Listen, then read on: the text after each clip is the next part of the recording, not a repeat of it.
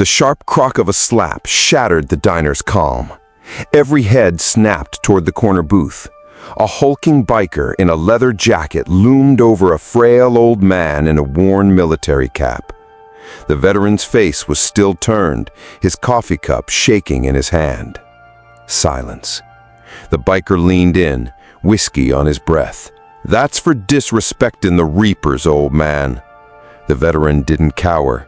He slowly turned back, steel blue eyes burning with something deeper than pain. Something lethal.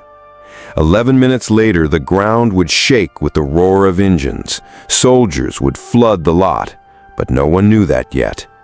Frank Carter had survived 3 tours in Vietnam. He carried shrapnel and memories.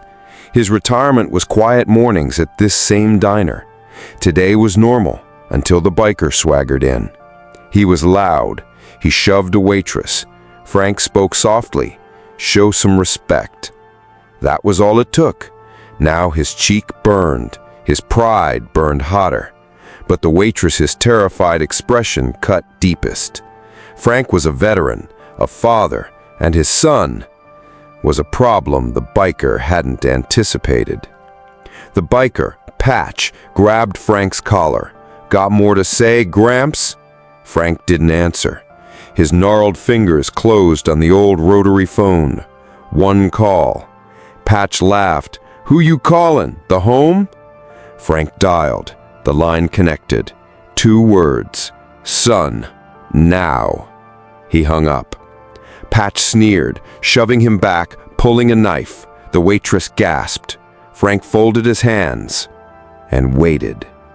11 minutes later, tires screeched. Humvees, boots hammered the pavement. The door burst open. Captain Daniel Carter, Frank's son, entered with 6 armed soldiers. Silence. Daniel's eyes locked on Patch.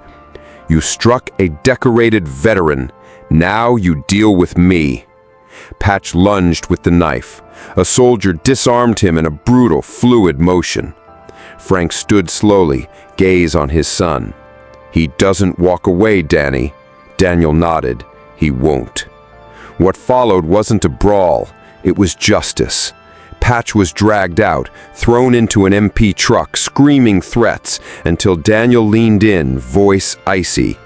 "You're lucky. The Army treats prisoners better than you treat heroes." The truck rolled away. Frank sipped his coffee.